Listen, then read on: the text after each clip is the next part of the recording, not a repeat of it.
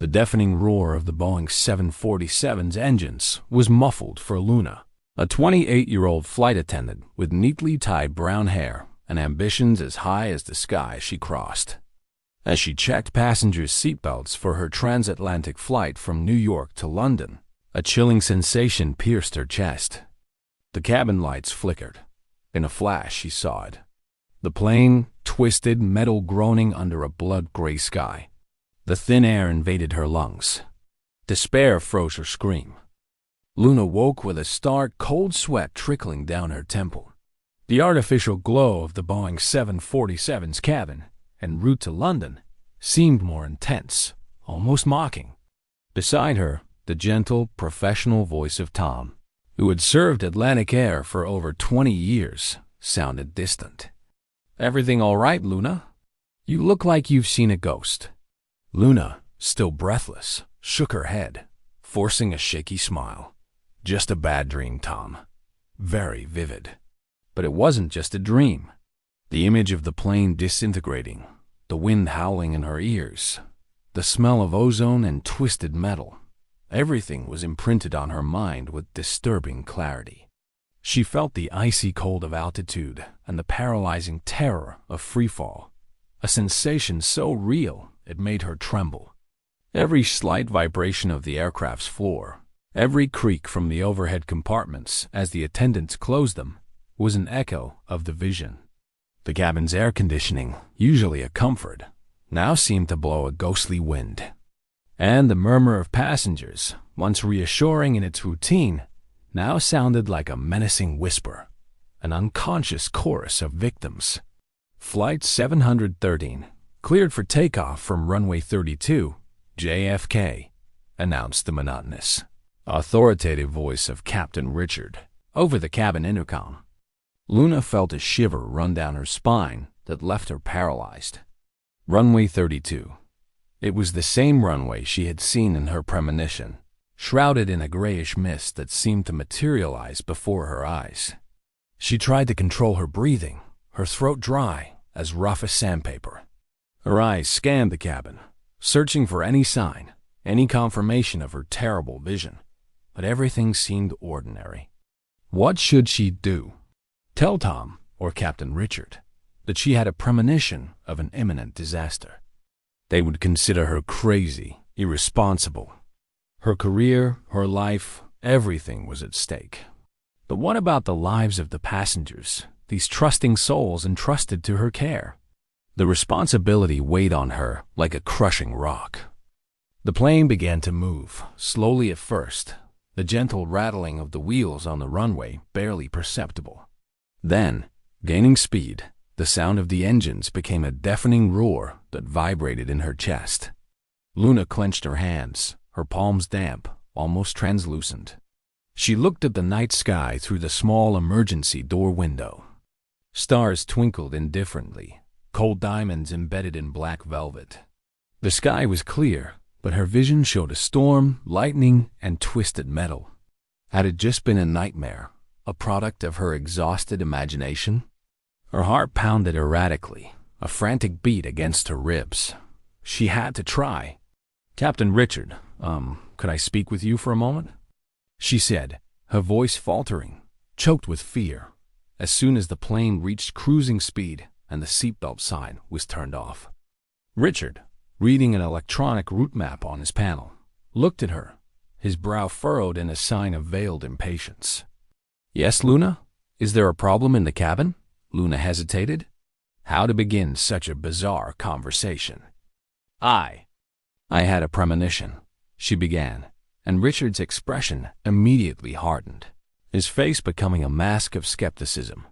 "Luna, please. We're in flight, in the middle of a crucial procedure. This is not the time for rambling." She knew he saw her as a young, ambitious flight attendant, but perhaps a bit fanciful, given her vivacity and emotion, characteristics he, as a pilot, considered counterproductive. She tried again, with desperate determination. "No, Captain, it's serious. I saw the plane ... in terrible turbulence, disintegrating midair." Richard sighed deeply, a sound of resignation, his expression even more tense. "Luna, we are on one of the safest flights in the world. Our aircraft are constantly serviced, and the weather forecast is impeccable. The sky is clear from New York to London. There's no significant turbulence predicted. Please go back to your station and assist the crew." The rejection stung, a sharp blow to her stomach, but it was expected. Disheartened, Luna returned to the galley, where Tom was preparing drinks, the clinking of glasses sounding strangely cheerful. He looked at her with concern, noticing her pale face and teary eyes. "Still with the nightmare?" Luna nodded, tears stinging her eyes. "I tried to warn the captain. He ignored me. He doesn't believe me." Tom placed a hand on her shoulder, a gesture of warmth and support. "Our pilots are the best, Luna. Trust them. They know what they're doing." Tom's confidence, though well-intentioned, only increased her anguish and sense of isolation. She was alone with her premonition, condemned to watch the horror unfold. The smell of fresh coffee and warm pastries began to spread through the cabin, an aroma that usually brought Luna comfort and a sense of security, but which now suffocated her, feeling heavy in her lungs. Passengers, slowly waking, began to stretch, and the murmur of morning conversations, the clinking of cutlery, and the rustling of newspapers filled the air.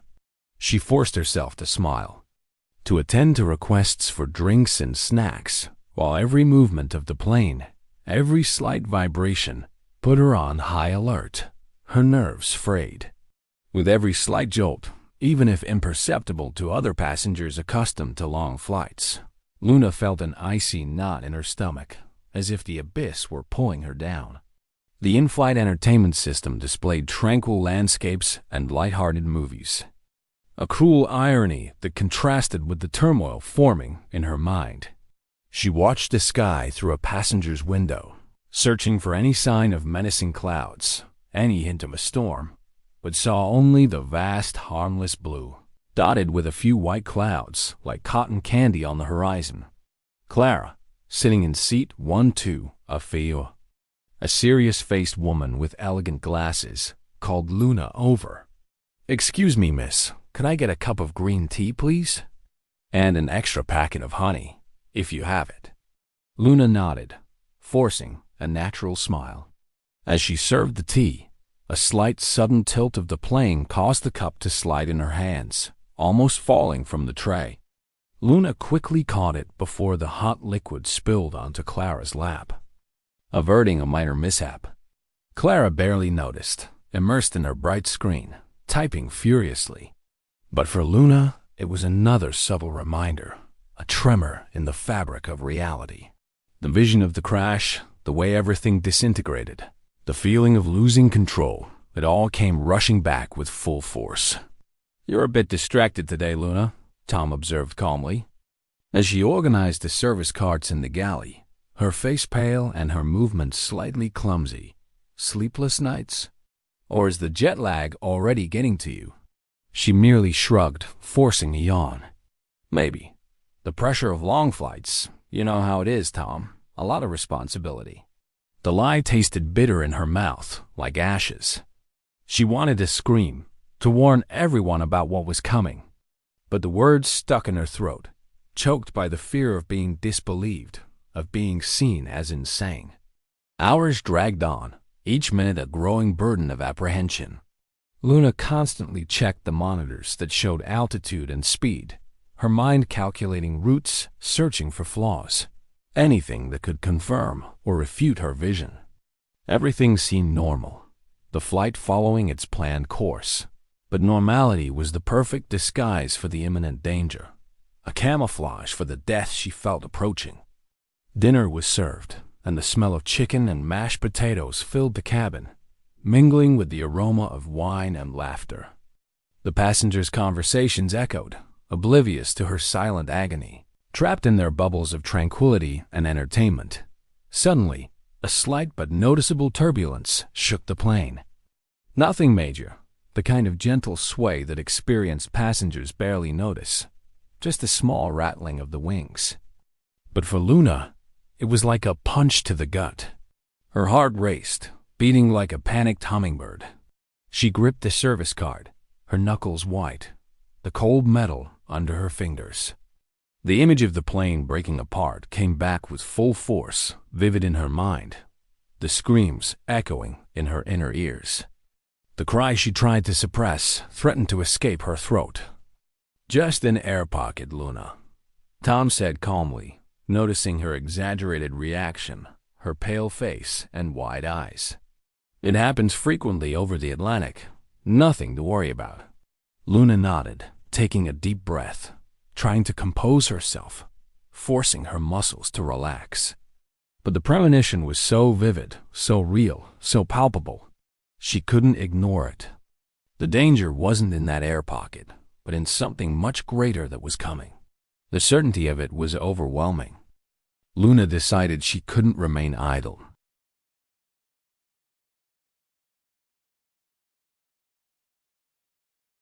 A chance. She needed to act. Looking at the route map on her service tablet,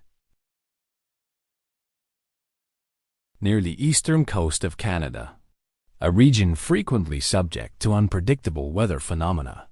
It was at this exact point that the turbulence in her vision began, devouring the aircraft, tearing the metal like paper.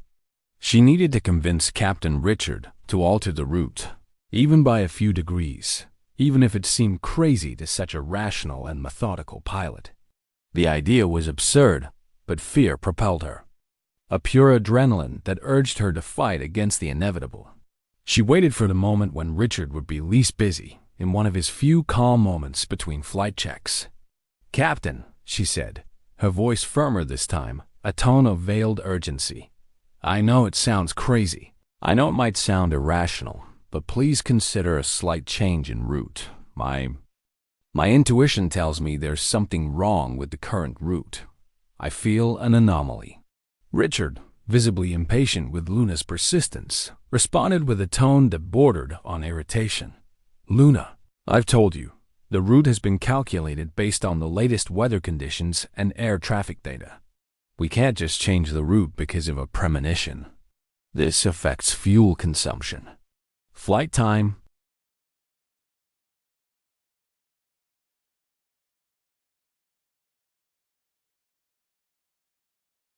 Go back to your work. Trust the control team and our instruments." A bitter taste in her mouth. He wasn't listening. He didn't understand her. She needed another approach. More tangible.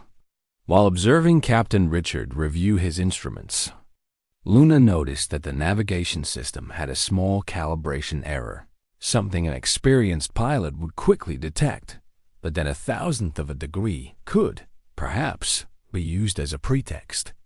She wasn't sure if it was real, or if her mind, in its desperation, was fabricating this flaw. She knew Richard was meticulous, a perfectionist in his profession. "Captain, I apologize for insisting, but I noticed a tiny adjustment needed in the navigation system. Something very subtle, perhaps an almost imperceptible calibration error. Could you please double-check? It's just a flicker, but it might be important."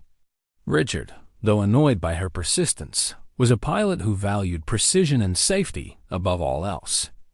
He looked at the monitor, his eyes narrowed, analyzing the data. The adjustment was almost imperceptible, a flicker of the cursor, a deviation of thousandths. "You're right, Luna," he admitted. To her surprise, a slight nuance of respect in his voice. "It's minimal, but it's there. Thank you. I'll recalibrate immediately." He did so. The route didn't change drastically, but Luna felt a thread of hope, a tenuous relief. Perhaps, just perhaps, this small correction would be enough to divert the course of the tragedy, to shift the focus of fate. The tension in the passenger cabin increased as the plane began to pass through the turbulent zone. The seatbelt signs lit up with a jarring ding and Captain Richard's voice sounded calm over the loudspeakers, though with a slightly more serious tone. "Ladies and gentlemen, we are currently passing through a zone of light to moderate Turbulence as anticipated for this North Atlantic region. Please remain seated with your seatbelts fastened. The cabin crew is available for any assistance. The aircraft swayed more forcefully now, a movement that made the cabin floor creak. The sounds of overhead compartments rattling and light objects clattering intensified. Luna watched the passengers, some with apprehensive expressions, others trying to remain calm, reading books or looking out. A fellow flight attendant, Sophia, who was in the rear of the aircraft, looked at Luna, her eyes wide, her impeccable makeup slightly smudged with sweat. Luna tried to reassure her with a look, even though her own heart was racing. The turbulence intensified. The coffee Sophia was serving spilled a little in the aisle, a dark stain on the light carpet. Muffled screams and exclamations of surprise could be heard from some nervous passengers. The plane seemed to be shaken by invisible hands, a colossal force testing its limits. Luna closed her eyes for a second, the vision of the disaster resurfacing with full force, clearer than ever. But this time, it was different. The swaying was strong, yes, but not the complete horror of her vision. She opened her eyes. The plane was shaking, but not disintegrating. "Captain, we need to climb. There's something more ahead. I feel it." Luna yelled into the intercom, her voice echoing desperation and urgency. Richard, focused on the instruments and controlling the aircraft, responded firmly. "We're at the upper limit for this area. Luna, I can't climb any higher without risking structural integrity. Stay calm." In the midst of the turbulence, Clara's laptop screen, on which she had been frantically working, flickered and went black. She looked up, visibly irritated, but also a little scared. "What the hell?" she muttered, more to herself. Luna realized that Richard's small correction, though insufficient to avoid the turbulence, had perhaps averted the worst, the darkest scenario of her premonition. The aircraft was in the midst of what seemed to be a perfect storm, but it resisted, fighting bravely against the forces of nature. The turbulence continued, a chaotic orchestra of creaks, pops, and the howl of wind against the fuselage, mixed with the frightened murmurs and groans of some passengers. The plane plunged and climbed violently, causing unsecured objects to fall from overhead compartments, rolling down the aisles or hitting seats. Luna, clinging tightly to a seat, her knuckles white, felt the cold cabin air intensify, penetrating her clothes and raising goosebumps on her skin. The cabin lights flickered again, this time more erratically, the fluorescent bulbs trembling like candles in the wind. It was the darkness she had seen in her premonition, the interruption of light, the harbinger of chaos. Her heart pounded like a war drum in her chest, a frantic and desperate rhythm. "Captain, the altimeter is unstable." Richard's voice echoed over the intercom, this time with a genuine tone of concern, his voice losing some of its usual calm. "We're losing altitude rapidly.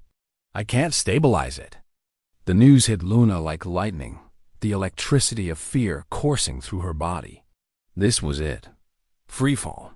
The moment she had dreaded since the beginning.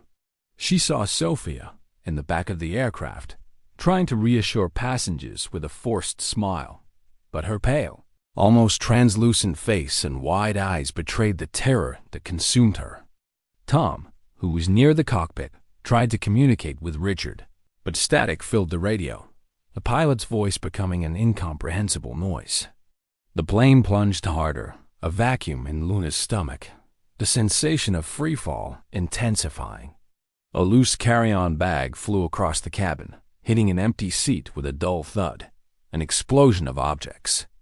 Sharp screams echoed, mingling with the sound of the wind. The smell of burning, subtle at first, like melting rubber, began to spread, mixing with the ozone. "This is what I saw.